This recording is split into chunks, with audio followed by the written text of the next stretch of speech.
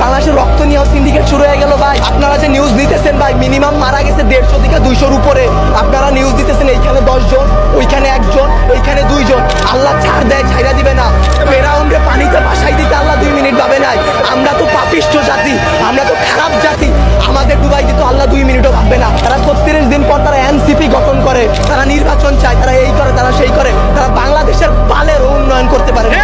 জুলাই অভিশপ্ত না, অভিশপ্ত বাংলাদেশের রাজনীতি। বাংলাদেশের রাজনীতি নিয়ে যে বলবো ভাই, এখন বলবো, কালকে হয়তো আমার বাবা মা আমারে খুঁজে পাবে না। আমরা উপদেষ্টা আনাইছি, আমরা ইউসুফরে সরকার বানাইছি, আমরা সেনাবাহিনীর হাতে সরকার দিছি। আপনাদের বলা আর এই যে নিজের গালে নিচে এইভাবে থাপ্পড় দেওয়া ভাই সেম কথা। বাংলাদেশে জন্মগ্রহণ করে আমরা করছি জীবন সবচেয়ে বড় ভুল, আমাদের বাপ মা করছে ভুল।